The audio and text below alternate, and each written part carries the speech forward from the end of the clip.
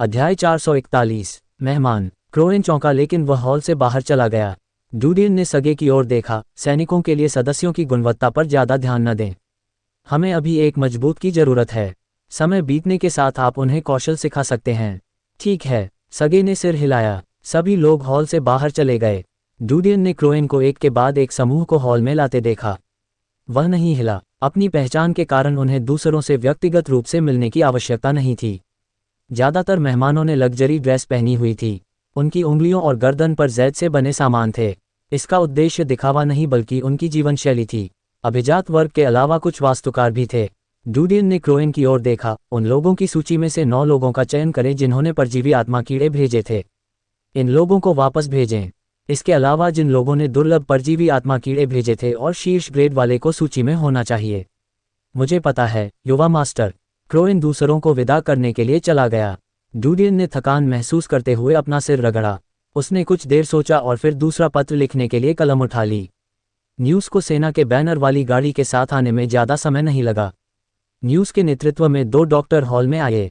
प्रणाम master dean. डूडियन ने उनसे ग्वेनेथ का इलाज करने के लिए कहा। न्यूज़ इस पत्र को नाइट हॉल में ले गए और व्यक्तिगत रूप से उन्हें दिया। डूडियन ने आगे कहा, उनके उत्तर की प्रतीक्षा करें। न्यूज़ ने पत्र उठाया और अपनी बांह की जेब में छिपा लिया। डॉक्टरों ने इलाज खत्म करने के बाद ग्वेनेथ के शरीर पर धुंध की परत से पट्टी बांध दी। वे विदा लेकर चले गए। क्या आप बेहतर महसूस कर रहे हैं? डॉक्टरों के जाने के बाद डूडियन ने ग्वेनेथ से पूछा। ग्वेनेथ फुसफुसाए, धन्यवाद युवा मास्टर। मैं बहुत बेहतर हूँ। आज रात मैं तुम्हें और ग्लेन को भीतरी दीवार में घुसने के लिए ले जाऊंगा। अच्छा, आराम करो। डूडियन ने उसे एक छोटी बोतल दी। यह मंदिर द्वारा बनाया गया मलहम है। इसका अच्छा प्रभाव है, इसलिए क्रीम लगाओ।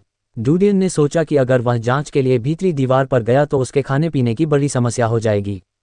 काली बर्फ का मौसम अभी खत्म नहीं हुआ था, इसलिए उसे अपने शरीर के तापमान को बनाए रखने के लिए उच्च कैलोरी वाला भोजन खाना पड़ा। उन्होंने क्रोएन को बुलाया। कुछ रसोइयों को काम पर रखें।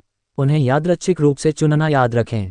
इस महीने के लिए सामग्री के अलावा नए रसोइयों को बेकन सूखने दें। स्वाद तब तक मायने नहीं रखता जब तक मैं इसे लंबे समय तक बचाकर रख सकता हूँ। जोसेफ और बार्टन पवित्र चर्च और सेना में भाग लेंगे। उनके साक्षात्कार का समय जल्द ही है। डूडियन ने सोचा। दोपहर को न्यूज़ महल में वापस आया। मास्टर, नाइट हॉल ने आपको ये पत्र भेजा है। डूडियन को राहत मिली। नाइट हॉल विश्वसनीय था। पत्र के अनुसार जांच की निष्पक्षता सुनिश्चित करने और डूडियन की बेगुनाही को बरकरार रखने के लिए वे आंतरिक दीवार में जांच में शामिल होंगे। इस पत्र के अनुसार भीतरी दीवार में स्थित मठ पवित्र चर्च से जुड़ा हुआ है। मठ के संत सीधे मंदिर के लोगों को गिरफ्तार करने का साहस करते हैं, लेकिन पवित्र चर्च इसका जवाब नहीं दे रहा है। हालांकि नाइट हॉल आगे आया। डूडियन की आंखें चमक उठीं। इसके 2 ही कारण थे।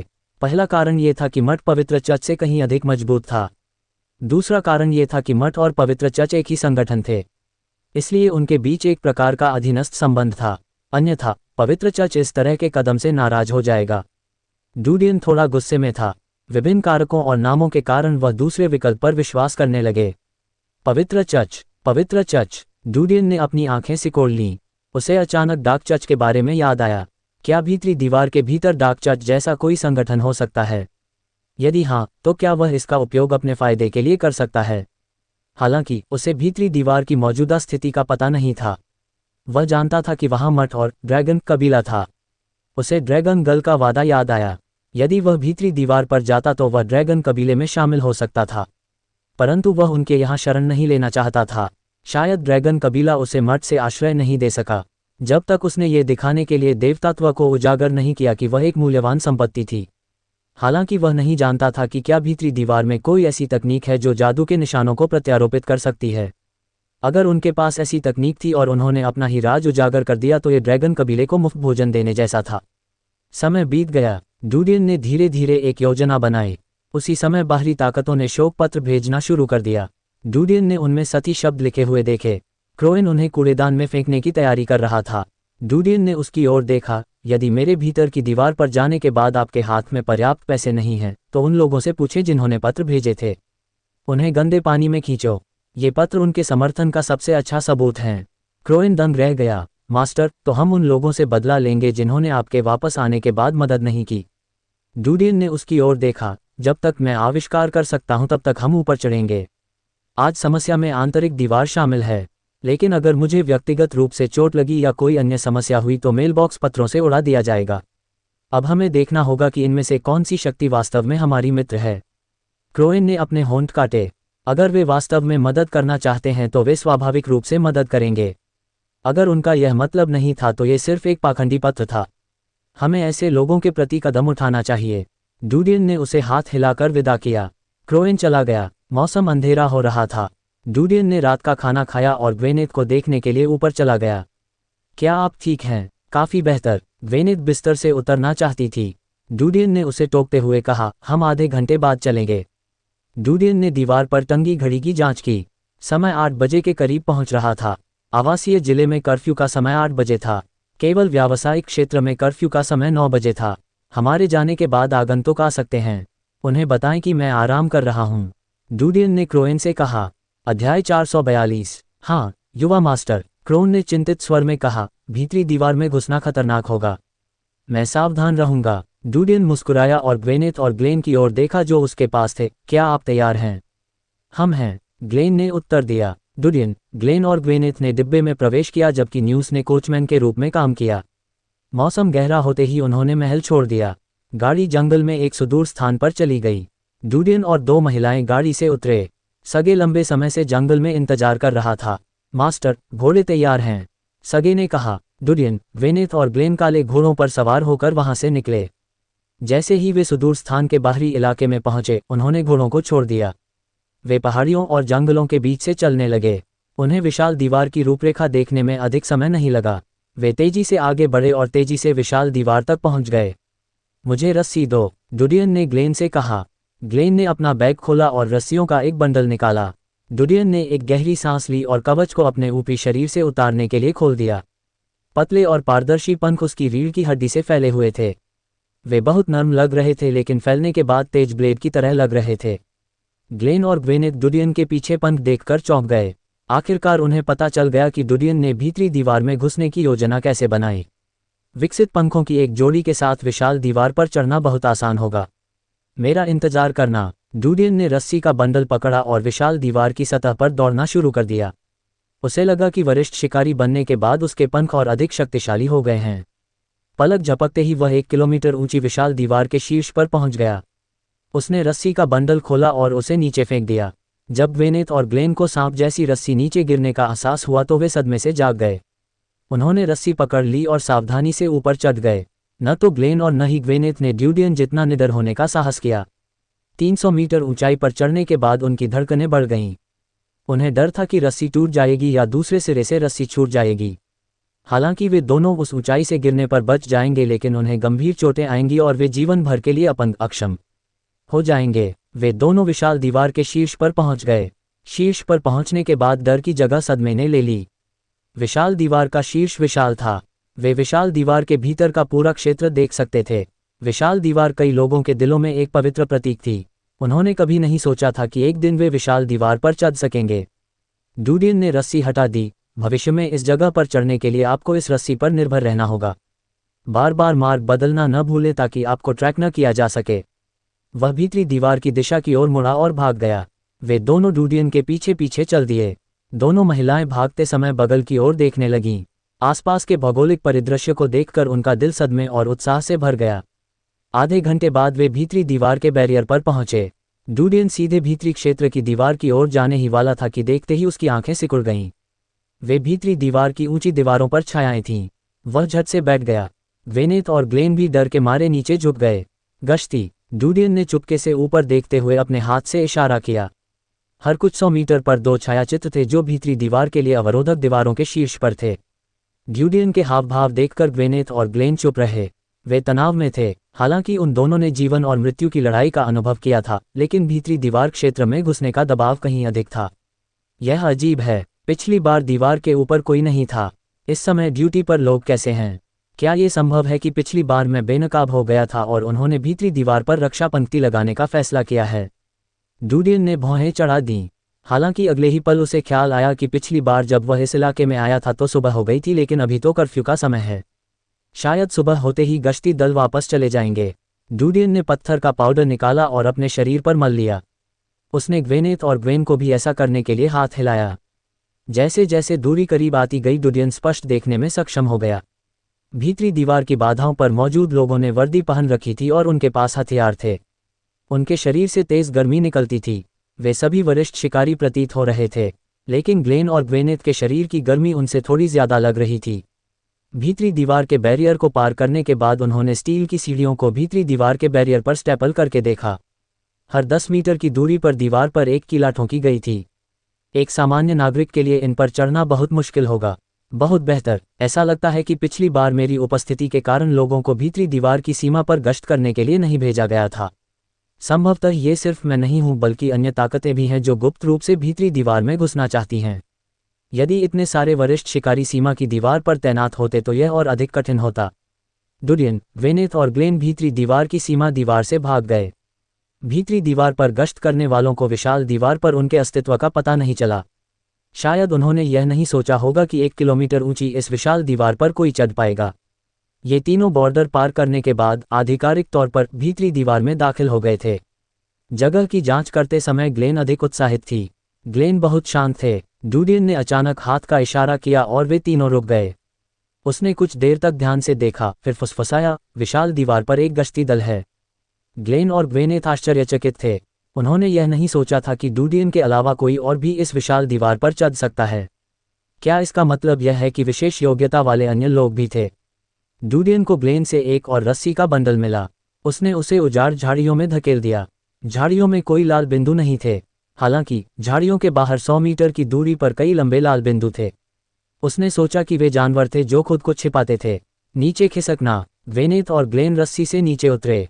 डुडियन ने रस्सी ली और सीधे छलांग लगा दी। डुडियन ने अपने पंख तब खोले जब वह जमीन से लगभग 2 या 300 मीटर ऊपर था। उन्होंने उसे आसानी से उतरने में मदद की। बैठो, डुडियन ने जल्दबाजी में कहा। दोनों औरतें तेजी से नीचे झुक गईं। डुडियन ने ग्लेन की ओर देखा। एक गड्ढा खोदो। ग्लेन ने अपने हाथ जमीन पर रख दिए।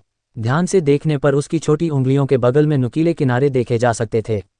इससे उसे मिट्टी को आसानी से मोड़ने और रास्ता खोलने में मदद मिली। ग्लेन ने आधे मिनट में ही आधा मीटर का गड्ढा खोद डाला। डुडियन और ग्वेनेथ इसमें कूद गए और ग्लेन ने इसे आसपास की मिट्टी से ढक दिया। बाद में उसने खुद को छुपाने के लिए एक नया छेद बनाना जारी रखा। काले जुलाहे के जादुई निशानों के कारण उसकी नाक भी बदल गई।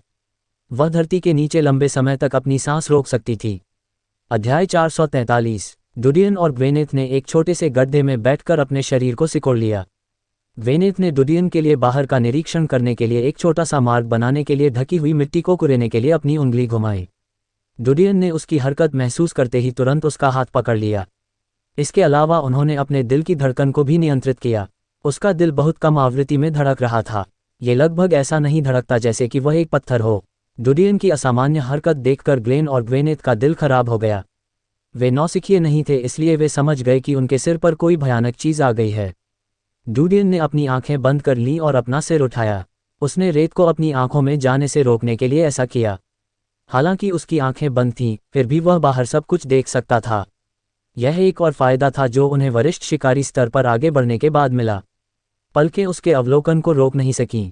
वह स्पष्ट रूप से एक मानवाकार आकृति देख सकता था जो विशाल दीवार के शीर्ष पर थी। आकृति की गति तेज नहीं थी, हालांकि जो गर्मी निकल रही थी उसकी तीव्रता बहुत अधिक असामान्य थी। डुडियन को ऐसा लगा जैसे वह जलता हुआ व्यक्ति हो। डुडियन हैरान रह गया क्योंकि उसने उस व्यक्ति की ताकत के बारे में नहीं सोचने की कोशिश की। अपने शरीर में होने वाले थोड़े से बदलावों से बचने के लिए उन्होंने ऐसा करने की कोशिश की। उसे सहज ही ऐसा महसूस हुआ मानो कोई उच्च स्तरीय जानवर उन्हें घूर रहा हो। उसने कभी किसी इंसान के शरीर से इतनी तेज गर्मी निकलते नहीं देखी थी। यदि चित्र और ग्लेन और ग्वेनेथ के ताप उत्सर्जन की तुलना की जाए तो ये सूर्य की तुलना जुगनू से करने जैसा था। हालांकि शरीर से निकलने वाली गर्मी पूरी तरह से व्यक्ति के संविधान का प्रतिनिधित्व नहीं करती है, लेकिन ज्यादातर मामलों में निर्णय गलत नहीं था। केवल कुछ जादू के निशानों में ऐसी क्षमताएं थीं जो व्यक्ति को तीव्र गर्मी का उत्सर्जन करने में सक्षम बनाती थीं, लेकिन संविधान पर्याप्त मजबूत नहीं था। आकृति ठीक उस स्थान के ऊपर रुकी जहां डुडियन और अन्य लोग छिपे हुए थे। वह आकृति विशाल दीवार के ऊपर रुक गई और चारों ओर देखने लगी। कुछ मिनटों के बाद वह विशाल दीवार के दूसरे हिस्से में चला गया। 10 मिनट से अधिक समय के बाद यह आंकड़ा वापस आया। ऐसा प्रतीत होता है कि वह आकृति टहल रही थी। इस बार वह शख्स तीनों के सिर के ऊपर नहीं रहा बल्कि सीधे चला गया। डुडियन अब उस आकृति को नहीं देख सका क्योंकि वह लगभग बुझ चुकी थी। वह व्यक्ति बहुत दूर था। डूडियन को राहत मिली लेकिन उसने हल्की गर्मी को रुकते देखा। यह नहीं हिला। क्या व्यक्ति आराम कर रहा है?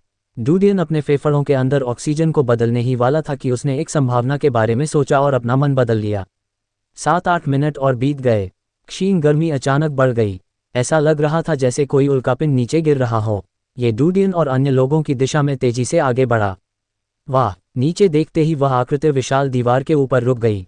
ये डूडियन और अन्य से बिल्कुल ऊपर था। वह एक पल के लिए रुका और फिर वापस चला गया। कुछ मिनटों के बाद गर्मी पूरी तरह से गायब हो गई। ऑक्सीजन की कमी के कारण डूडियन को चक्कर आने लगे। वह गड्ढे से बाहर निकला और बड़ी सांसें लीं। उन्होंने ग्वेनेथ और ग्लेन की ओर देखा। ग्वेनेथ, आप आंतरिक दीवार के बारे में हमसे कहीं अधिक जानते हैं। आपको रास्ता दिखाना चाहिए। ग्लेन ये सुनिश्चित करता है कि यह जगह मूल जैसी दिखे। ग्लेन ने उसकी ओर देखा। मुझे हमारे सिर पर एक भयानक अस्तित्व महसूस हुआ। डूडियन ने सिर हिलाया। एक बहुत मजबूत व्यक्ति। मुझे लगता है कि उनका अस्तित्व वरिष्ठ शिकारियों की तुलना में कहीं अधिक शक्तिशाली था। उन्होंने ग्वेनेथ की ओर देखा। आप आंतरिक दीवार के भीतर एक अनुशासनात्मक शूरवीर रहे हैं। क्या आप जानते हैं कि किस प्रकार के लोग वरिष्ठ शिकारियों से ऊपर हैं? ग्वेनेथ ने फुसफुसाते हुए कहा, मैं मजिस्ट्रेट का हिस्सा रही हूं इसलिए मुझे ज़्यादा जानकारी नहीं है। लेकिन मैंने सुना है कि ऐसे लोग होते हैं जिन्हें असीमित कहा जाता है। मैंने सुना है कि हमारे अनुशासनात्मक संस्थान में कुछ लोग थे असीम। जैसे ही उन्होंने गुप्त रूप से नाम नोट किया, डूडियन और ग्लेन की आंखें सिकुड़ गईं। मेरे साथ आइए। ग्वेनेथ ने बढ़त बनाई। डूडियन और ग्लेन उसके पीछे चले गए। आगे झाड़ियों में जानवर होंगे। मुझे खून की गंध आ रही है। ग्लेन फुसफुसाए, मैं भी इसे महसूस कर सकता हूँ। ग्वेनेथ ने फुसफुसाते हुए कहा, ये राक्षस होने चाहिए लेकिन जानवर नहीं। भीतरी दीवार बाहरी दीवार से बिल्कुल अलग है। हालांकि यह विशाल दीवार के 80% क्षेत्र पर कब्जा करती है, लेकिन इसकी आबादी बाहरी दीवार का केवल आधा है। भीतरी दीवार के भीतर भूमि का 70% हिस्सा जंगल है। अंदर कई राक्षस रहते हैं। भीतरी दीवार के रईस मध्य क्षेत्र में रहते हैं और कभी बाहर नहीं जाते हैं। राक्षस! ग्लेन आश्चर्यचकित था। ग्वेनेथ का भाषण सुनते ही डूडियन की तबीयत बिगड़ गई। उन्होंने सोचा कि भीतरी दीवार अधिकांश मिट्टी और संसाधनों पर कब्जा कर लेती है, इसलिए उनकी राय में यह बाहरी दीवार की तुलना में अधिक समृद्ध स्थान होना चाहिए। सबसे पहले उन्होंने अनुमान लगाया कि बाहरी दीवार के कुलीन परिवारों के पूर्वजों को भीड़भाड़ के कारण निष्कासित कर दिया गया था। उसने यह नहीं सोचा था कि उसका तर्क गलत होगा। जनसंख्या बड़ी नहीं थी लेकिन अपेक्षाकृत कम थी। परिणामस्वरूप बड़ी मात्रा में जगह छोड़ दी गई। कोई आश्चर्य नहीं कि उसने चारों ओर जंगल देखा। मठ आंतरिक दीवार के भीतर एक मजबूत शक्ति है। यह बाहरी दीवार के पवित्र चर्च के बराबर है। ग्वेनेथ फुसफुसाए, उनके अलावा मजिस्ट्रेट, महामहिम, विशाल दीवार के शासक और उनकी सेना, रईसों की सेना और शैतान परिवार हैं। जिन अनुशासनात्मक शूरवीरों का मैं हिस्सा हुआ करता था वे मजिस्ट्रेट की कमान के अधीन थे। डूडियन को यह देखकर राहत मिली कि ग्वेनेथ ने उससे पूछे बिना ही जानकारी दे दी। उसे बाहर निकालने के समय उसने सबसे अधिक महत्व उसकी भीतरी दीवार के व्यक्ति के रूप में उसकी पहचान को दिया। वह जानता था कि भीतरी दीवार के बारे में उसके पास जो जानकारी है वह एक समय काम आएगी। वह तब ग्वेनेथ को एक खुफिया अधिकारी के रूप में उपयोग करने की योजना बना रहा था और अब ऐसा हुआ कि वह काम में आ गई। वह ग्वेनेथ से संत के बारे में पूछताछ करना चाहता था लेकिन रुक गया। उसने देखा कि लड़की ने उस पर भरोसा किया था लेकिन उसने खुद को समर्पित नहीं किया था। वह एक कठिन परिस्थिति में था। यदि लड़की ने उसकी मदद करने की पहल नहीं की तो बल प्रयोग करना भी बेकार और प्रतिकूल होगा। आखिरकार लड़की को थॉर्नफ्लावर जेल में वापस नहीं रखा जा सका। उसके पूरे शरीर पर कीलों से ठोंक दिया गया लेकिन उसने हार नहीं मानी। यह उसके जिद्दी स्वभाव का प्रमाण था। डूडियन को खुशी थी कि उसने लड़की के साथ व्यवहार करते समय कठोर के बजाय नरम तरीकों का इस्तेमाल किया था। संक्षेप में, भीतरी दीवार को नियंत्रित करने वाली 5 शक्तियां हैं। डूडियन फुसफुसाए। ग्वेनेथ ने सिर हिलाया। सतह पर हाँ, लेकिन उन सभी 5 शक्तियों में अलग अलग गुट हैं। इसके अलावा रईसों के पास दूसरों की तुलना में बहुत सारे गुट हैं। मैं समझ गया। डूडियन कुछ और जानना चाहता था। क्या भीतरी दीवार के भीतर अंधेरे चर्च जैसा कुछ है? ग्वेनेथ ने ठंडे स्वर में उत्तर दिया, नहीं। भीतरी दीवार के भीतर अंधेरे चर्च का कोई निशान नहीं है, लेकिन भीतरी दीवार में अंधेरे चर्च से भी अधिक बुरी और भयावह शक्तियां हैं। अध्याय 444। डूडियन को उसके स्वर में नफरत महसूस हुई। उसे उसके कारावास का कारण याद आ गया। वाह! ग्वेनेथ ने नेतृत्व किया। वे झाड़ियों में छिपे राक्षसों से बचते रहे। करीब 2 घंटे बाद वे काफी लंबी दूरी तय कर चुके थे। वे पहाड़ियों, हरे भरे जंगलों और अंधेरी झीलों से गुजरे थे। GIF valley. ग्वेनेथ ने खड़ी चट्टान को देखा। आंतरिक दीवार का केंद्रीय क्षेत्र इस गिफ वैली के बाद है। मठ भी वहीं स्थित है। हम आगे बढ़ना जारी नहीं रख सकते क्योंकि वहां ड्यूटी पर असीमित लोग होंगे। उनके पास हमें ढूंढने के लिए कई तरह की क्षमताएं हैं। उनके पास से गुजरना बहुत मुश्किल होगा। डूडियन ने चट्टान पर धुंधली चट्टान को देखा। इसमें प्राकृतिक मिश्रण था। हालांकि चट्टान की छाया बुद्ध जैसी लग रही थी। इसके चारों ओर काई जमी हुई थी। यहाँ बुद्ध की मूर्ति देखकर डूडियन हैरान रह गए। बौद्ध धर्म कभी भी विशाल दीवार के भीतर प्रकट नहीं हुआ। पवित्र चर्च को इसका स्थान लेना चाहिए था। संभवतया यह मूर्ति पुराने जमाने की बनी हुई है। उसने अपनी आंखें पीछे हटा लीं और ग्वेनेथ की ओर देखा। अगर हम केंद्रीय क्षेत्र में नहीं जा सकते तो हम पत्र भेजने के लिए स्थान कैसे निर्धारित करेंगे? क्षमा करें, युवा मास्टर, ग्वेनेथ ने झुकते हुए कहा, हम केवल यहाँ संपर्क कर सकते हैं। यदि हम आगे बढ़ते हैं तो हम निश्चित रूप से केंद्रीय क्षेत्र को नियंत्रित करने वाले असीमित के संपर्क में आ जाएंगे। यहाँ तक कि दुर्लभ परिपक्व राक्षस भी हमें अकेले अंदर घुसने में सक्षम नहीं होंगे। डूडियन ने थोड़ा सोचा, ठीक है, मैं यहाँ जानकारी देने का एक तरीका ढूंढूंगा। दोनों महिलाओं ने पुष्टि में सिर हिलाया। आइए अगले इलाके से परिचित हों और वापस चलें, डूडियन ने कहा। कार्य लगभग पूरा हो चुका था। ग्वेनेथ ने सिर हिलाया क्योंकि वह ग्लेन और डूडियन को उस स्थान के आसपास घूमने के लिए ले गई थी। ग्लेन ने समय समय पर चूना पाउडर या सल्फर पाउडर डाला। डूडियन को पता था कि उसे मिट्टी और चट्टानों की विशेष गंध की अनुभूति है, इसलिए वह उनकी पटरियों को ढक रही थी। वे एक झील के पास से गुजर रहे थे तभी डूडियन को सड़ी हुई गंध का एहसास हुआ। जब उन्होंने ग्वेनेथ और ग्लेन को खींचा तो उनकी पुतलियां सिकुड़ गईं। वह उस दिशा की ओर देखने लगा जिधर से गंध आ रही थी। जब उसने जंगल के अनगिनत पेड़ों के बीच से देखा तो उसे चारों ओर लाल धब्बे बिखरे हुए दिखे। वह पहले से ही अपनी थमल दृष्टि से बहुत परिचित था। हालांकि वह केवल गर्मी का पता लगा सका, उसे तुरंत पता चल गया कि यह जंगल के पीछे लोगों का एक समूह था। उनमें से सैकड़ों थे। डूडियन ने अधिक ध्यान केंद्रित किया। रात हो चुकी थी और जंगल में सैकड़ों लोग कतार में खड़े थे। क्यों? क्या वे घात लगाकर हमला करने की कोशिश कर रहे हैं क्योंकि उन्होंने डूडियन की टीम का पता लगा लिया है? अगले ही पल डूडियन का चेहरा बदसूरत हो गया। डर के कारण उसके शरीर का हर बाल उग आया। उसने देखा कि झील से बड़ी लाल गर्मी निकल रही है। पूरी झील आग के समुद्र जैसी लग रही थी। विशाल दीवार के बाहर भी उसने इतना बड़ा ऊष्मा उत्सर्जन कभी नहीं देखा था। सबसे महत्वपूर्ण बात यह थी कि ऊष्मा के स्रोत का आकार अत्यंत बड़ा था। यह एक विशाल गेंद की तरह लग रहा था। व्यास कम से कम 40 या 50 मीटर था। ये कौन सा प्राणी था? डूडियन ने अब तक जो सबसे बड़ा राक्षस देखा था वह वयस्क स्प्लिटर था। लेकिन वयस्क स्प्लिटर झील के भीतर विशाल राक्षस की तुलना में बहुत छोटा था। क्या यह एक और पौराणिक राक्षस था? मऊ! झील से एक दहाड़ गूंज उठी। ऐसा लग रहा था मानो मवेशियों की आवाज हो। हालांकि यह धीमी गड़गड़ाहट जैसा महसूस हुआ।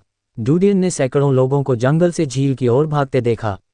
घात लगाने वाला राक्षस। डूडियन ने अगले ही पल इस विचार को पलट दिया। ये घात नहीं था। वे एक एक करके झील में कूद रहे थे और गायब हो रहे थे। जब वे ऐसे राक्षस का सामना कर रहे थे तो वे सीधे क्यों कूदेंगे?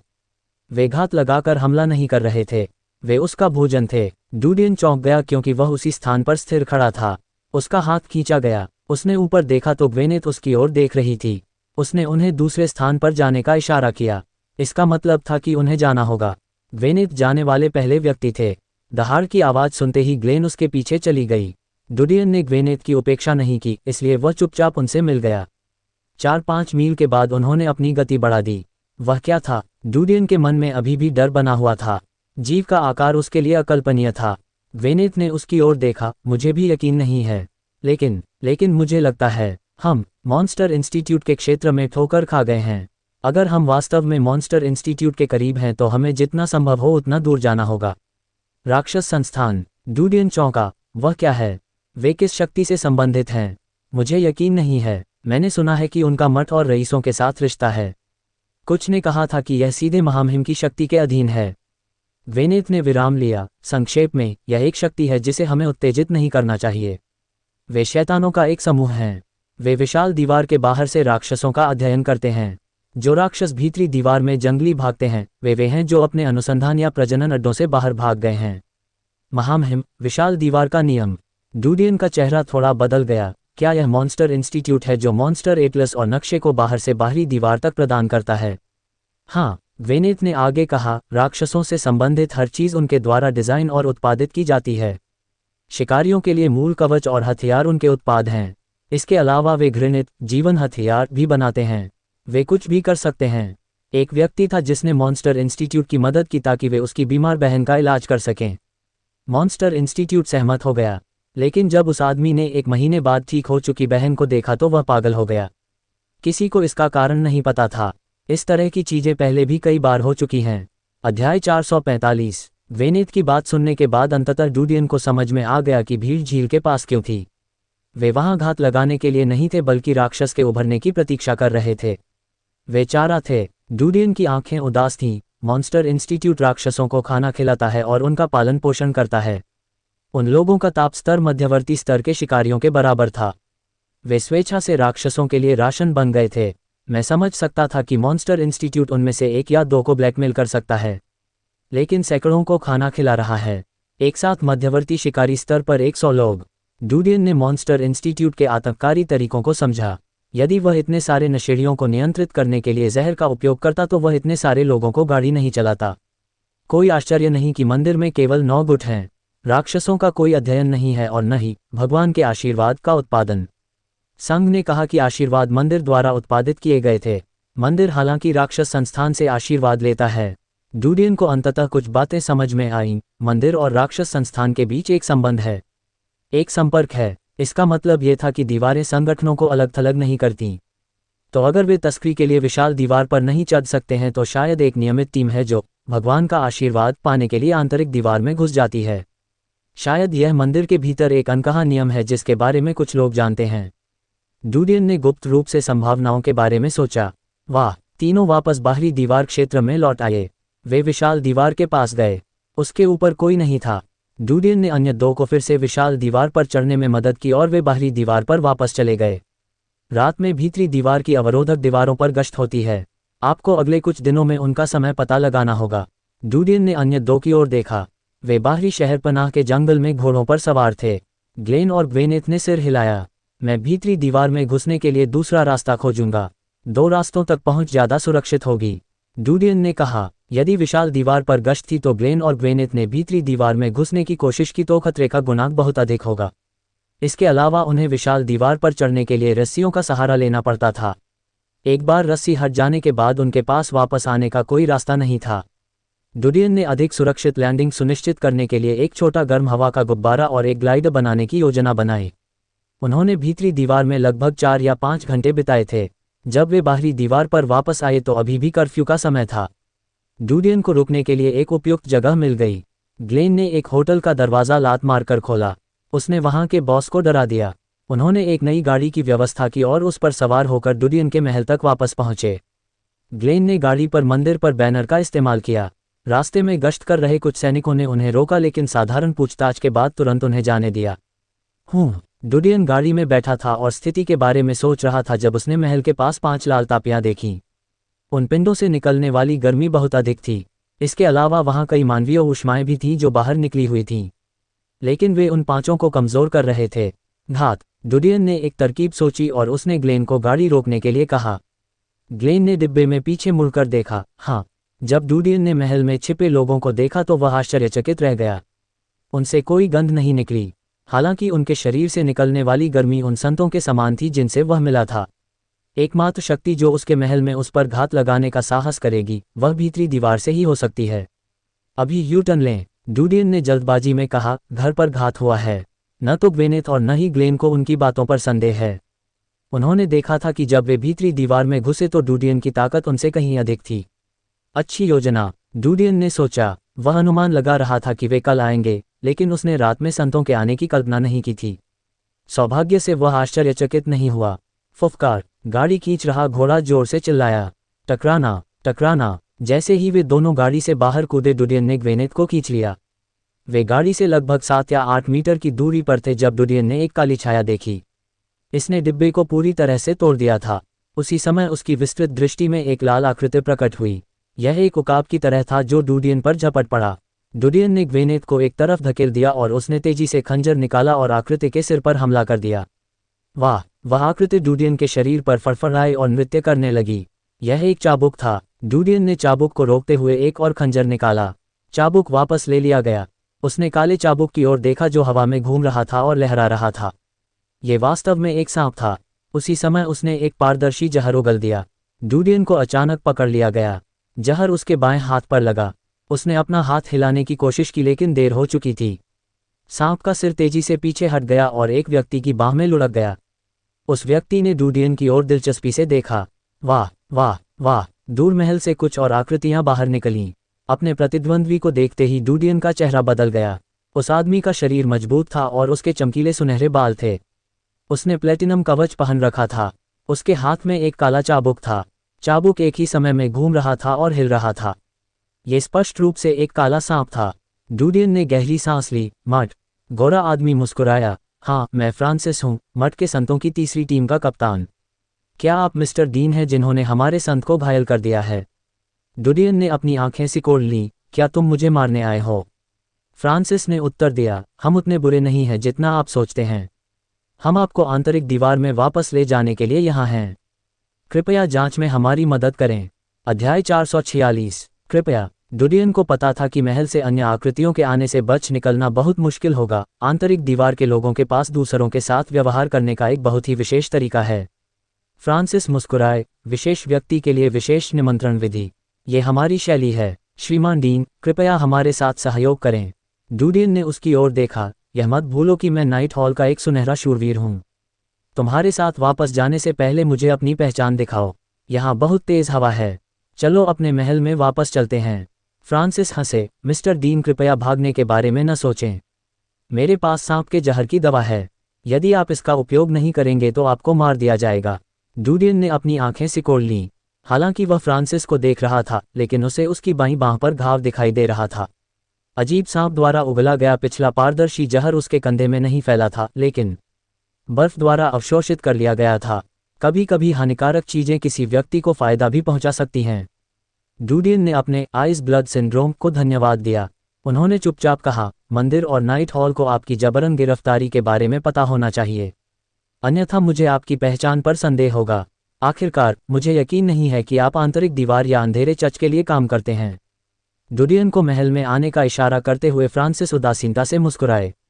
ऐसा प्रतीत होता है कि उसे डूडियन के कार्यों की उम्मीद थी। डूडियन महल में वापस चला गया। महल लौटते समय ग्लेन और ग्वेनेथ कई संतों से घिरे हुए थे। डूडियन ने हॉल के भीतर प्लेटिनम कवच पहने एक युवक को देखा। वह युवक भी एक संत था और उसने फ्रांसिस के समान ही कवच पहन रखा था। सगे, निकोलस, मेसन और अन्य लोग युवक के बगल वाले सोफे पर बैठे थे। जब मेसन ने डूडियन को हॉल में प्रवेश करते देखा तो वह जल्दी में खड़ा हो गया। डीन, भागो। वे तुम्हें वापस जाने के लिए मजबूर करने के लिए यहाँ हैं। टकराना। सोफे के पास खड़े संत ने मेसन को लात मारी। मेसन का शरीर उड़कर दीवार से जा टकराया। वह जमीन पर गिर गया और उसकी खांसी से खून निकलने लगा। मेसन वहां लेटते ही बेहोश हो गया। डूडियन ने साफ देखा कि मेसन की छाती पर 4 या 5 पसलियां टूटी हुई थीं। ये संत के समझदार होने का परिणाम था, नहीं तो मेसन का शरीर 2 टुकड़ों में टूट जाएगा। ये जानने के बावजूद डूडियन के दिल से गुस्सा फूट पड़ा। उसके शरीर का खून खौल उठा।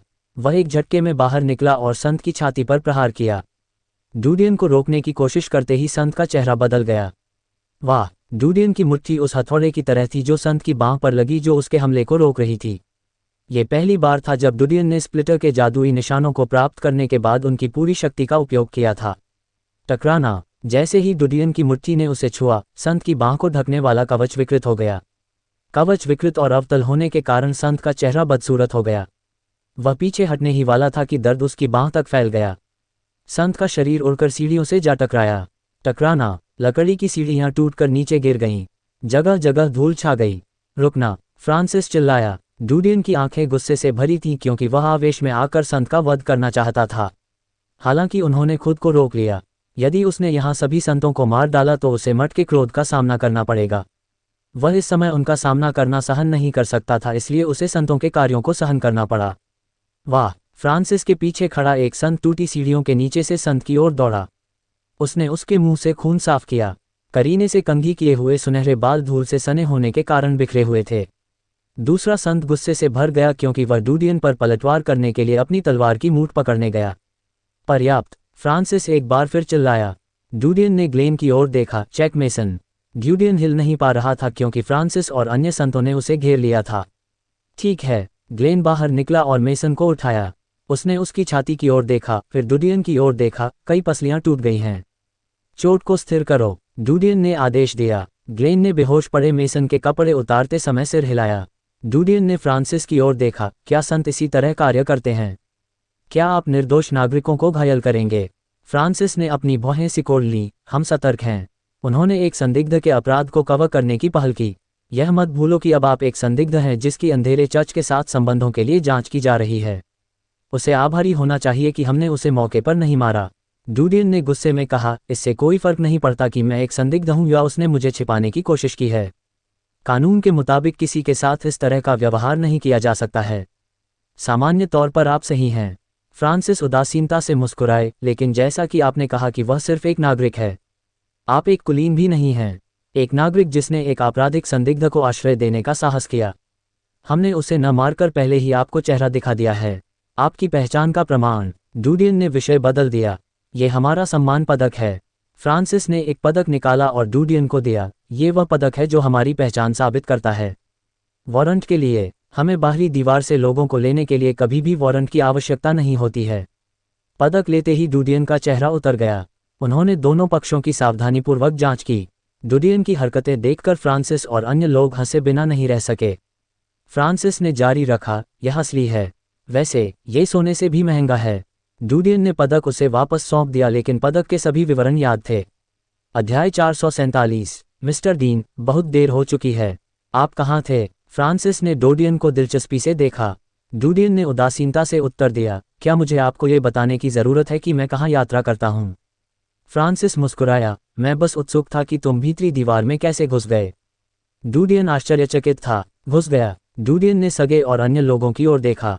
सगे ने चुपके से क्रोएन की ओर इशारा किया जो उनके बगल वाले सोफे पर अकेला बैठा था। डूडियन ने आश्चर्य से क्रोएन की ओर देखा। डूडियन की आंखों को देखकर क्रोन का चेहरा पीला पड़ गया। डीन, मुझे क्षमा करें। मुझे मजबूर किया गया। डूडियन का शरीर कांप उठा।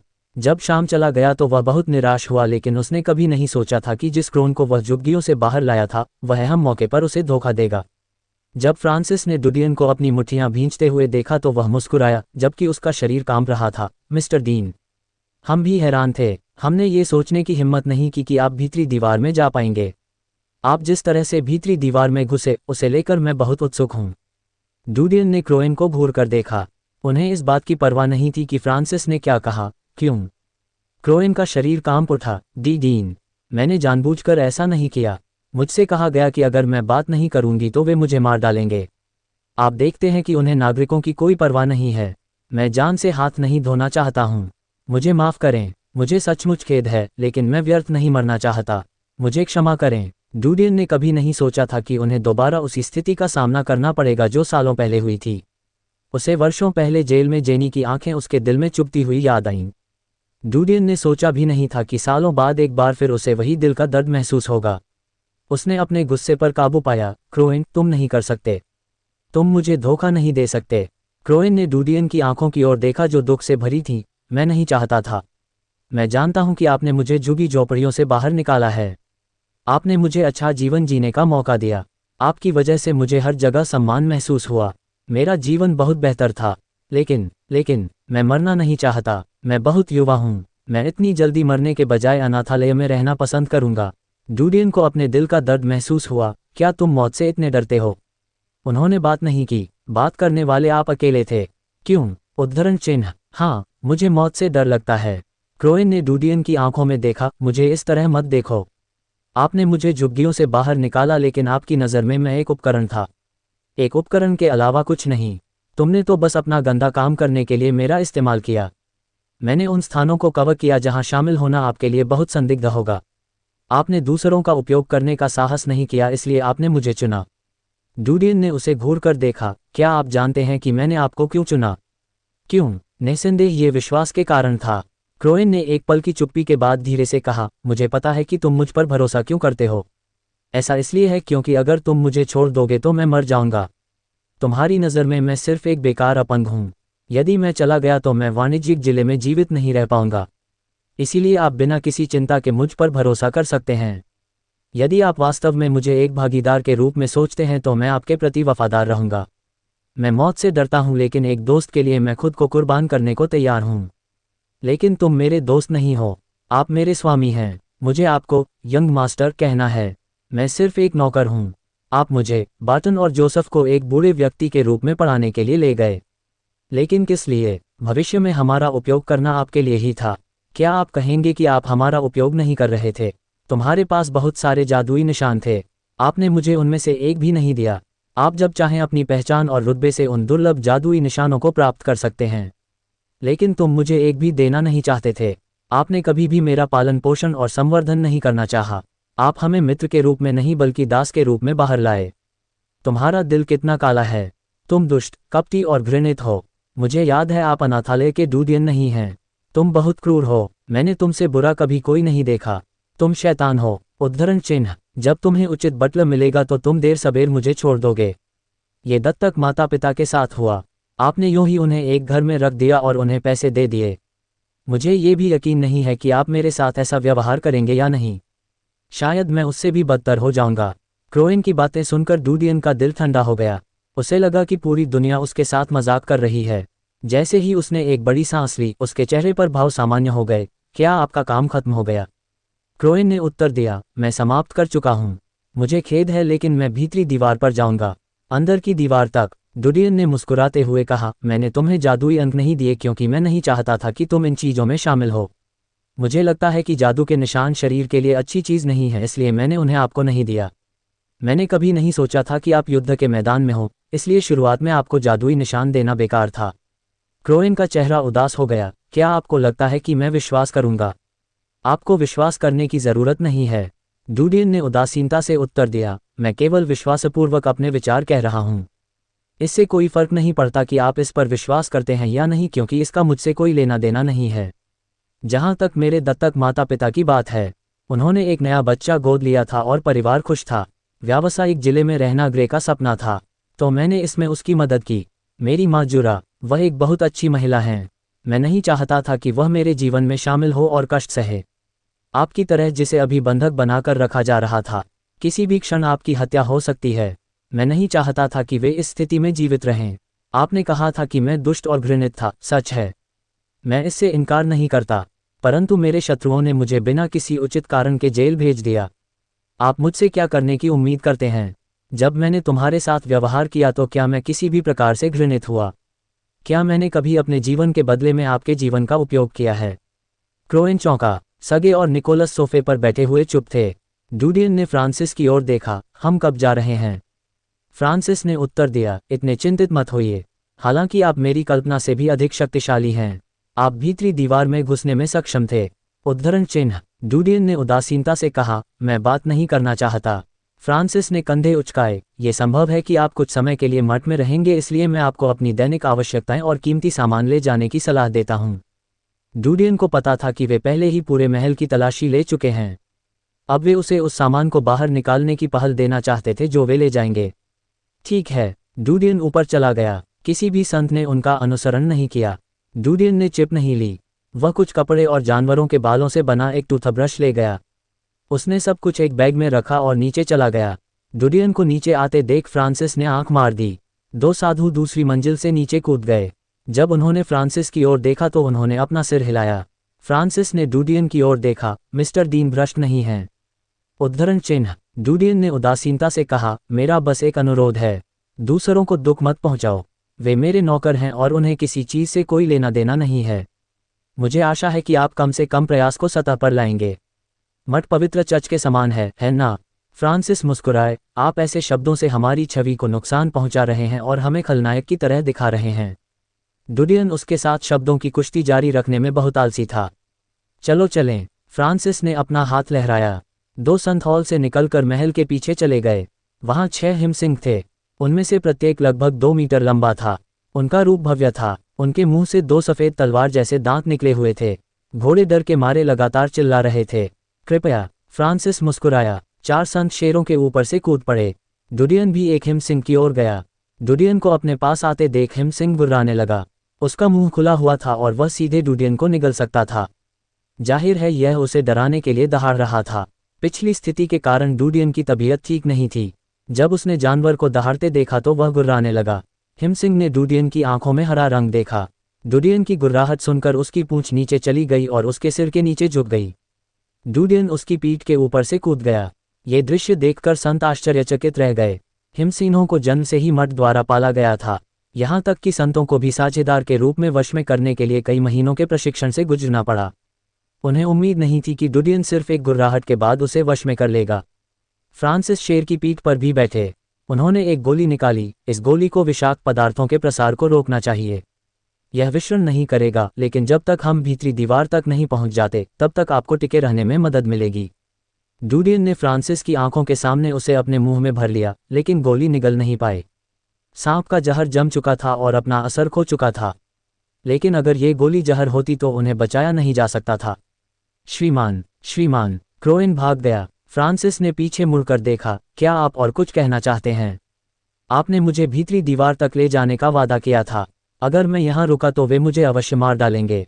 क्रोन से कोई समाचार न सुनने पर फ्रांसिस ने अपना सिर हिलाया और पलट गया। क्षमा करें, लेकिन हर कोई भीतरी दीवार में प्रवेश नहीं कर सकता, विशेषकर विकलांग लोग। क्रोइन का शरीर थोड़ा कांप उठा। क्या तुम मठ से नहीं हो? क्या आप पवित्र चर्च का हिस्सा नहीं हैं? आप कैसे कर सकते हैं? फ्रांसिस ने उत्तर दिया, आप बहुत छोटे हैं। अध्याय 448। आप। क्रोइन की आंखें लाल हो गईं और उसका शरीर कांपने लगा। आखिरी मौके का फायदा उठाने के लिए कुछ सोचते हुए उसने अपने होंठ चबाए। श्रीमान, आपके कार्यों से पवित्र चर्च और मठ की आंतरिक दीवार की प्रतिष्ठा को नुकसान होगा। अगर मैं मर भी गया तो अन्य लोग भी होंगे जो आज की घटना की खबर फैलाएंगे।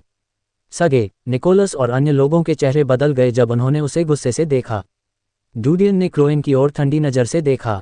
फ्रांसिस ने जानबूझकर अपना सिर झुकाकर सोचा, यह उचित है। उसने डुडियन की ओर देखा। आप क्या सोचते हैं? डुडियन ने फ्रांसिस की ओर देखा। उन्होंने फ्रांसिस की आंखों में देखते हुए गंभीर स्वर में कहा, मैं तुम्हें सलाह देता हूं कि इस तरह का मूर्खतापूर्ण निर्णय न लें। फ्रांसिस मुस्कुराए। हम संत हैं, शैतान नहीं। जब तक जरूरी न हो हम हत्या नहीं करेंगे। इसके अलावा एक जांच भी होगी ताकि भविष्य में अगर आपको निर्दोष माना जाए तो वे आपको छिपाने की जो कोशिश कर रहे हैं वह निरर्थक हो। क्रोन ने जल्दी से कहा, मास्टर कृपया मुझे अपने साथ ले जाएं। यदि मैं बोझिल हूं तो मुझे भीतरी दीवार के भीतर एक छोटे से शहर में रख दीजिए। कृपया, मैं आपसे विनती करता हूं। शहर। फ्रांसिस ने बर्फीले शेर के बालों को सहलाते हुए कहा, तुम्हें यह सुनिश्चित करना होगा कि मेरा बच्चा तुम्हें बैठने दे। क्रोइन का चेहरा बदसूरत हो गया। हिमसिंह को देखते हुए उसके चेहरे पर मुस्कान आ गई। क्या आप मुझे अपनी पीठ पर बैठने दे सकते हैं? अर्घ। हिमसिंह गुर्राया। क्रोइन कुछ कदम पीछे हट गया। जब उसने फ्रांसिस की ओर देखा तो उसका चेहरा सफ़ेद हो गया था। मिस्टर, क्या ये सहमत था? फ्रांसिस हंसे। आप क्या सोचते हैं? एक और संत जोर से हंसे। ये प्रकाश का जानवर है। क्या आपको लगता है कि आपको इसकी सवारी करने का अधिकार है? उसकी बातें सुनकर अन्य संत हंस पड़े। क्रोन ने जल्दबाजी में विनती की, आपका सम्मान। कृपया, मैं आपसे विनती करता हूँ। मुझे आपके पीछे सवारी करने के लिए एक घोड़ा मिलेगा। आपने मुझसे वादा किया है या ये खबर फैल जाएगी जो आपको बुरी तरह प्रभावित करेगी। तुम्हारा क्या मतलब है? फ्रांसिस मुस्कुराया। क्या आपको लगता है कि एक घोड़ा हमारे बच्चों के साथ रह सकता है? लेकिन क्रोइन विनती करना जारी रखना चाहता था, लेकिन फ्रांसिस ने अपना हाथ हिलाया। हिमसिंह ने अपना सिर हिलाया और घूम गया। हिमसिंह अपने आप चलने लगे।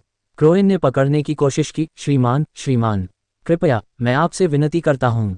उसने 20 मीटर तक पीछा किया। हालांकि बर्फ के शेर पहले से ही उससे 100 मीटर दूर थे। धीरे धीरे वे उसकी नज़रों से ओझल हो गए। अल्पविराम, अल्पविराम, वाह वाह। 6 हिमसिंह नदी के किनारे महल से बाहर चले गए। वे सड़कों पर दौड़े और उपनगरों का चक्कर लगाया। उन्होंने सैनिकों से बचने की पूरी कोशिश की ताकि देरी न हो। फ्रांसिस आगे की ओर सवार हुए जबकि 2 बाईं ओर और अन्य 2 दाहिनी ओर सवार हुए। डुडियन बीच में सवार था। हिमसिंह मजबूत और बहुत तेज थे। कभी कभी उनका सामना खड़ी पहाड़ियों या दलदल से होता, लेकिन वे आसानी से उनसे आगे निकल जाएंगे। वे पूरे रास्ते चुप रहे। डुडियन, फ्रांसिस और अन्य लोग 1 घंटे की सवारी के बाद भीतरी दीवार की बैरियर दीवार के सामने रुक गए। जैसे ही उसका हिमसिंह एक द्वार पर पहुंचा, फ्रांसिस ने मोर्चा संभाला। वहां एक और संत बर्फ के शेर पर सवार होकर उनका इंतजार कर रहे थे। ये वह युवक था जो डुडियन को उस समय लेने आया था जब वह सार्वजनिक व्याख्यान दे रहा था। डुडियन को देखकर युवक का चेहरा उतर गया। उसने अवचेतन रूप से अपना हाथ उठाया ताकि पट्टीदार हाथ डुडियन की नज़रों से दूर रहे। वह उसे अपनी चोटें देखने नहीं देना चाहता था। गेट खोलने। फ्रांसिस फुसफुसाए। युवक ने सिर हिलाया। उसने विशाल द्वार को विभिन्न आवृत्तियों में खटखटाना शुरू कर दिया। कुछ क्षण बाद गेट धीरे धीरे खुलने लगा। गेट के पास 2 लोग थे जिन्होंने मानक कवच पहने हुए थे। डुडियन ने सोचा कि वे वही लोग थे जो बैरियर दीवार के शीर्ष पर गश्त कर रहे थे। फ्रांसिस प्रवेश करने वाले पहले व्यक्ति थे और अन्य लोग उनके पीछे आए। वहां मौजूद गार्ड गेट के सामने आकर रुक गए। उन्होंने एक पत्थर का वाल्व घुमा दिया और गेट धीरे धीरे बंद होने लगा। आप दोनों को धन्यवाद। फ्रांसिस ने गेट के पास खड़े गार्डों की ओर देखा। चलो चलें। जब वे आंतरिक दीवार के गहरे हिस्सों में गए तो उन्होंने पिछली संरचना को बनाए रखा। घायल युवक पीछे की ओर सवार था और जो एकमात्र गैप बचा था उसे बंद कर रहा था। डूडियन का चेहरा शांत था। उसका मठ के आधे रास्ते से भागने का कोई इरादा नहीं था। उसने सोचा कि उसने भीतरी दीवार के किसी भी कुलीन व्यक्ति या वहां की किसी अन्य शक्ति को नाराज नहीं किया है, इसलिए उसने अनुमान लगाया कि वे उसे नहीं मारेंगे। वह जानता था कि उसे अपना जीवन वापस पाने का मौका मिलेगा। इसके अलावा नाइट हॉल ने यह भी सुनिश्चित करने का वादा किया कि वह भीतरी दीवार के भीतर सुरक्षित रहे। अगर वह इस समय भाग गया तो सब कुछ खराब कर देगा। इस तरह उसे बाहरी दीवार की छाया में छिपना होगा या मौत से बचना होगा। इसके अलावा छाया में छिपने का मतलब यह था कि अगर उसके साथ विश्वासघात किया गया तो उसे छुटकारा नहीं मिल पाएगा। क्रोइन के विश्वासघात के बाद उसे एहसास हुआ कि दुनिया में एकमात्र व्यक्ति जिस पर वह भरोसा कर सकता है वह स्वयं है। यदि दूसरों को उसकी तुलना में कहीं अधिक मूल्यवान चीजें और लाभ प्रदान किए जाएं तो उनका विश्वास डगमगा जाएगा। ये सोचते ही डूडियन का दिमाग घूम गया। उसे लगा कि उसे बहुत कुछ सीखना है। ये सिर्फ वैज्ञानिक ज्ञान और ताकत के बारे में नहीं था, उसे मनुष्यों के माध्यम से जानना और देखना था। उसे जीवन का ज्ञान प्राप्त करना था। जंगल अपने स्वयं के कानूनों द्वारा शासित होता है। जंगल का राजा बनने के लिए आपको अन्य जानवरों की तुलना में अधिक क्रूर होना होगा।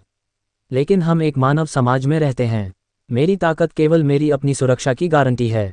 पूर्वजों ने कहा था कि देश बनाना आसान है लेकिन इसे बनाए रखना कठिन है। मैं दूसरों को अपने पक्ष में रखने के लिए बल पर भरोसा नहीं कर सकता, क्योंकि यदि किसी देश को बल द्वारा नियंत्रित किया जाता है तो वहां अनिवार्य रूप से हिंसक पलटवार होगा। मुझे शब्दों का उपयोग करके उन्हें समझाना होगा और आज्ञाकारी बनाना होगा। अगर मैं सबका शासक बनना चाहता हूं तो मुझे इंसानों को समझना होगा और यह जानना होगा कि उन्हें कैसे नियंत्रित करना है। क्रोइन ने यह कहकर मुझे धोखा दिया कि मैं घृणित और दुष्ट हूं। मैंने बिना किसी हिचकिचाहट के उसके सामने अपनी सारी योजना बनाई, लेकिन इस बात पर ध्यान नहीं दिया कि वह किसी बिंदु पर मुझे बेच देगा। वह मुझसे डरता था और सोचता था कि मेरी कोई सीमा नहीं है और मैं भविष्य में उसके साथ बेहतर व्यवहार नहीं करूंगा। यह मेरी विफलता थी। हालांकि यह एक अच्छा सबक था। सौभाग्य से इस सबक की मुझे भारी कीमत नहीं चुकानी पड़ी। मिस्टर डीन, आप किस बारे में सोच रहे हैं? फ्रांसिस, जो सामने था, ने डूडियन से पूछने के लिए अपना सिर घुमाया। डूडियन ने चारों ओर देखते हुए अपना ध्यान बहाल किया। कुछ नहीं। हम इतने लंबे समय से आगे बढ़ रहे हैं लेकिन हम अभी भी जंगल में हैं। फ्रांसिस मुस्कुराए। यह आपका पहली बार है, इसलिए उत्तर आपको कुछ घंटों के बाद स्पष्ट हो जाएगा। डूडियन ने हल्के से कहा, क्या आप मुझसे भागने का आग्रह कर रहे हैं? मैं निर्दोष हूं और मैं किसी चीज से नहीं डरता। मैं जानता हूं कि तुम दोषी नहीं हो। फ्रांसिस हंसे। डूडियन ने अपनी भौहें सिकोड़ ली लेकिन चुप रहा। 3 घंटे की यात्रा के बाद फ्रांसिस ने अपनी बाईं ओर की महिला की ओर देखा। आपको आराम करने के लिए चले जाना चाहिए और बड़े आदमी को खाना खिला देना चाहिए। ठीक है। मेरे परिवार की बेचारी बिल्ली ने खाना नहीं खाया लेकिन उसे पूरी रात दौड़ना पड़ा, महिला संत ने उत्तर दिया। डूडियन ने चुपचाप दूर क्षितिज की ओर देखा। अध्याय 449। इससे पहले कि वे एक बाधा दीवार के शीर्ष पर एक और ऊंचे पत्थर के किले तक पहुंचते, उन्हें अधिक समय नहीं लगा। किला लगभग 50 मीटर ऊंचा था और हेजहोग की तरह डिजाइन किया गया था। इसमें तेज कांटे चुभ रहे थे। उनके ऊपर कुछ लाशें लटकी हुई थीं। किला काफी लंबा लगता है, डूडियन ने कहा। फ्रांसिस ने उत्तर दिया, इतना लंबा समय नहीं है। ये किला पूरे मध्य क्षेत्र को घेरता है। ये रक्षा की रेखा है। इस अवरोध की ताकत भीतरी दीवार की अवरोधक दीवार से कहीं बेहतर है। डूडियन ने भौहें चढ़ाईं। आंतरिक दीवार खुद को एक के बाद एक बाधाओं में क्यों भर लेती है? क्या ये खुद को जंगल के राक्षसों से बचाने के लिए है? फ्रांसिस ने कंधे उचकाए। दीवार के अंदर रहना हमेशा इसके बाहर रहने की तुलना में अधिक सुरक्षित होता है। लेकिन दीवारों के अंदर रहने का क्या मतलब है जब आप दीवार के बाहर का परिदृश्य नहीं देख सकते? फ्रांसिस हंसे। ये सिर्फ झाड़ियां और घास हैं। आप किस दृश्य के बारे में बात कर रहे हैं? देखने लायक कुछ भी नहीं है। आप इसे उजाड़ जंगल समझ सकते हैं लेकिन मैं इसे आज़ादी समझता हूं। जब वे किले के सामने रुके तो फ्रांसिस ने कोई उत्तर नहीं दिया। वहां सैनिक मानक कवच पहने हुए थे और गेट के सामने खड़े थे। किले के द्वार खुल गए क्योंकि उन्हें मध्य क्षेत्र तक पहुंच मिल गई। किले के पीछे कई बैरकें और गांव थे। डूडियन ने पूछा, मुझे मध्य क्षेत्र के इस उजाड़ हिस्से में एक गांव देखने की उम्मीद नहीं थी। फ्रांसिस ने उत्तर दिया, मिस्टर डीन, आंतरिक दीवार में गांवों की कोई अवधारणा नहीं है। जो लोग वहां रहते हैं वे किले में तैनात सैनिकों के परिवार हैं। ये सैनिक लंबे समय तक घर वापस नहीं जा सकते हैं, इसलिए उनकी पत्नियों और बच्चों को यहां रहने के लिए ले जाया गया है। डूडियन की आंखें चमक उठीं लेकिन उसने और कुछ नहीं मांगा। समूह पहाड़ियों के ऊपर बनी सड़कों से होकर गुजरा। आधे घंटे बाद उन्हें एक ऊंचा पहाड़ दिखाई दिया। पहाड़ की तलहटी में एक जीवंत शहर था। यह मठ की सेंट पॉल शाखा है। हम वहां जाएंगे। फ्रांसिस ने पहाड़ की चोटी की ओर जाने वाली सड़क की ओर इशारा किया। डूडियन ने चुपचाप उस जगह का निरीक्षण किया। शहर के भीतर इमारतें चारों ओर बिखरी हुई थीं। फ्रांसिस डूडियन को शहर में नहीं ले गया, बल्कि वे सड़क के किनारे पहाड़ की चोटी तक चले गए। वे एक गेट से गुजरे जहां 2 सैनिक ड्यूटी पर थे। उन दोनों ने आदरपूर्वक फ्रांसिस और अन्य लोगों को सलाम किया, नमस्कार संतों। जब वे सड़क पर आगे बढ़ते रहे तो फ्रांसिस ने सिर हिलाया। वे एक चौराहे पर पहुंचे और वे सभी हिम सिंह से उतर गए। चौक के अंत में एक शानदार मठ था। ये पश्चिमी गिरजाघरों के समान था जिसे डूडियन को याद था। मठ के सामने 2 स्वर्गदूतों की मूर्तियां थीं। ये प्रांगण है। पहाड़ी के किनारे मदरसे और अन्य संरचनाएं हैं। फ्रांसिस ने डूडियन को उस स्थान का परिचय दिया। डूडियन ने पाया कि मठ में पुराने युग की ईसाई धर्म जैसी ही संस्थाएं थीं। उनके पास एक मदरसा, अस्पताल और अन्य संरचनाएं थीं। क्या ऐसा था कि संरचनाएं पुराने युग से चली आ रही थीं? वे सीढ़ियों से नीचे उतरे और एक हॉल में चले गए। अभय का ये भाग अत्यंत सुंदर था। मेरे साथ आइए। फ्रांसिस ने बगल का दरवाज़ा खोला और अंदर चला गया। दीवार के पीछे एक लंबा रास्ता था। वे 10 मीटर से अधिक चले और कई कांटों से होकर गुजरे। फ्रांसिस ने ऐसे कांटे चुने जैसे किसी विशेष पथ पर चल रहे हों।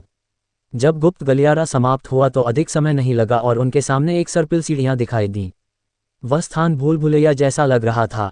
यह इतना जटिल क्यों है? डूडियन ने पूछा। फ्रांसिस ने उदासीनता से मुस्कुराते हुए कहा, मठ में ब्रह्मांड के रहस्य हैं। आपको मठ के मुख्य हॉल में ले जाना भगवान के प्रति निंदा के समान होगा। मैं आपको पूछताछ के लिए जांच कक्ष में ले जा रहा हूं। उस जगह को असुर का नर्क कहा जाता है। जब हम वहां पहुंचेंगे तो आप इसका स्वाद चखेंगे। वे सर्पिल सीढ़ी से नीचे चले गए। जैसे ही वे करीब आ रहे थे, डूडियन ने चैम्बर से हल्की हल्की आवाजें गूंजती सुनी। वे जितना करीब आते गए आवाजें उतनी ही स्पष्ट होती गईं। वे वास्तव में इंसानों की चीखें थीं। वे एक लोहे के गेट पर पहुंचे। फ्रांसिस ने दरवाज़ा खोला और वे एक अदालत जैसी जगह में दाखिल हुए। लेकिन ये जेल के सजा कक्ष से कहीं अधिक बड़ा था। हुक, चाबुक आदि जैसे कई उपकरण थे जिनका उपयोग यातना के लिए किया जाता था। कुछ ऐसे उपकरण भी थे जिनके ऊपर मानव बाल और त्वचा लगी हुई थी।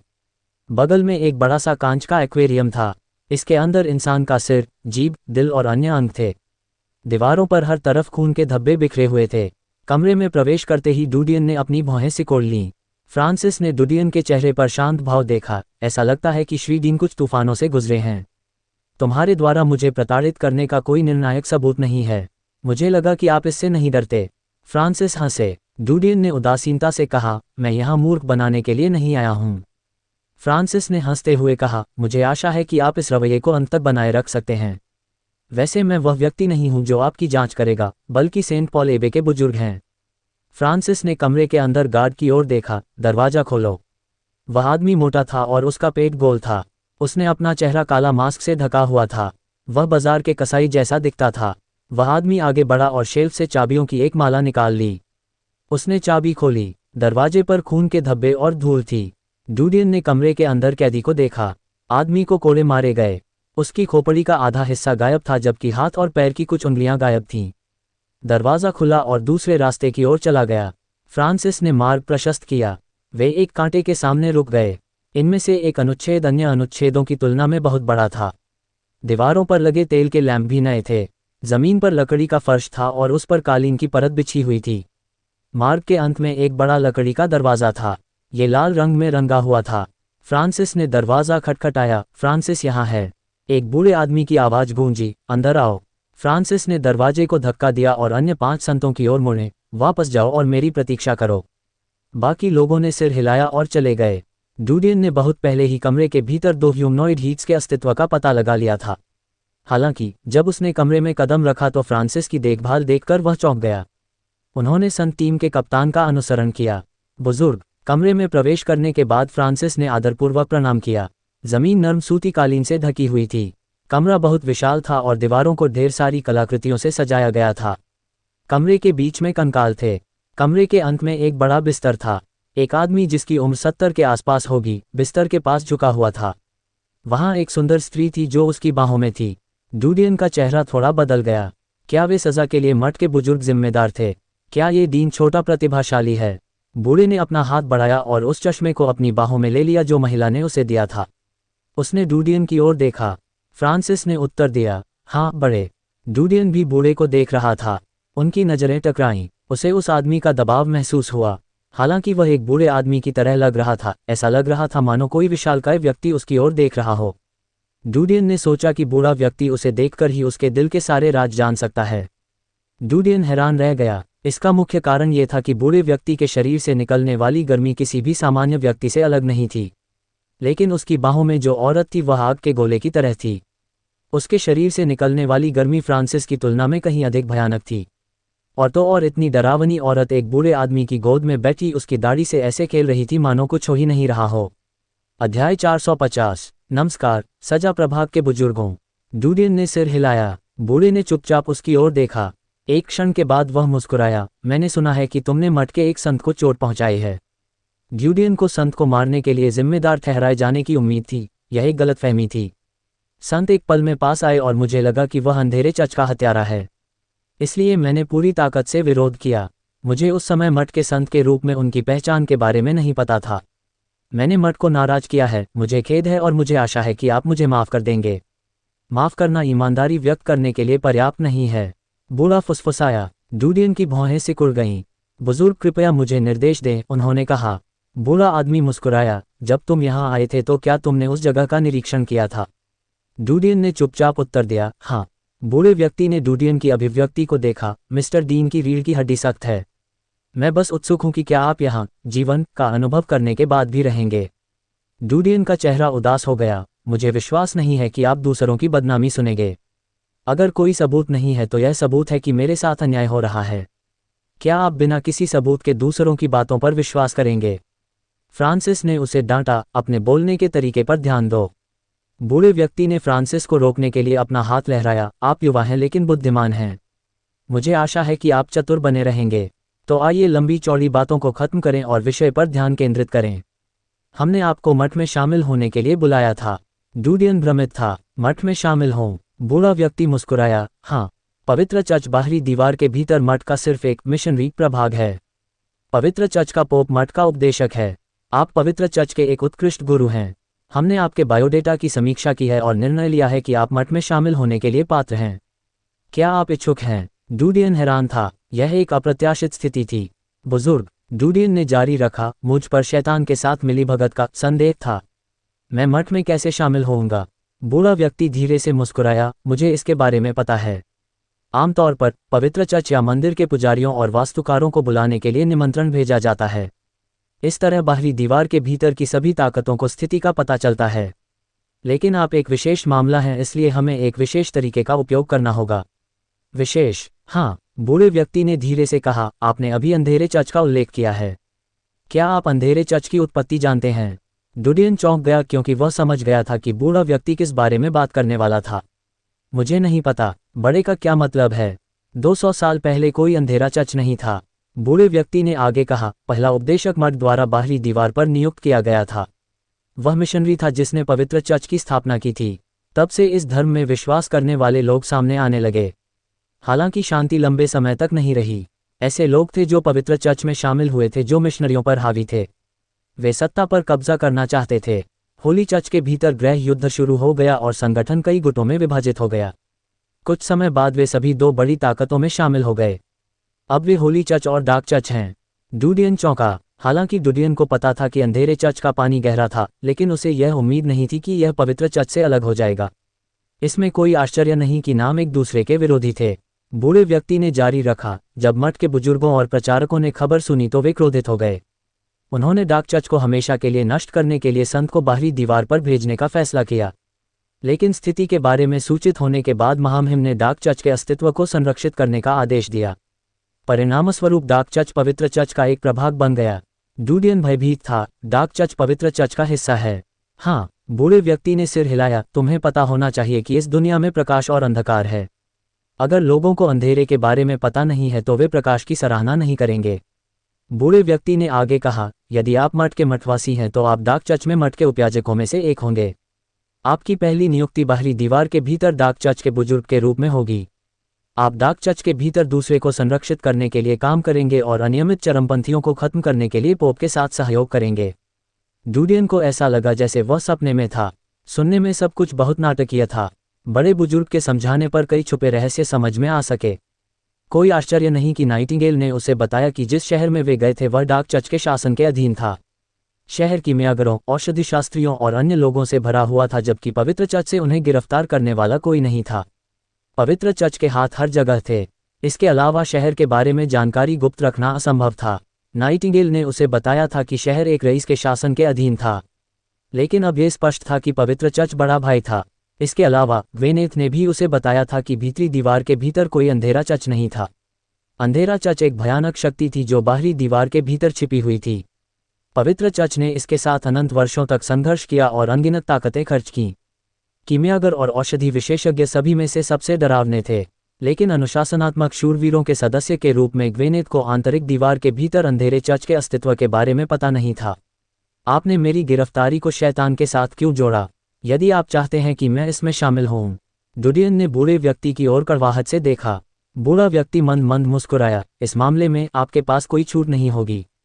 डुडियन चुप रहा, जबकि उसके दिल में राहत थी। ऐसा लग रहा था कि उसकी जान को खतरा नहीं होगा। हालांकि मठ की संरचना ने उसे चौंका दिया था, फिर भी उसे सांस लेने का मौका मिला। उसे एक और मौका मिला।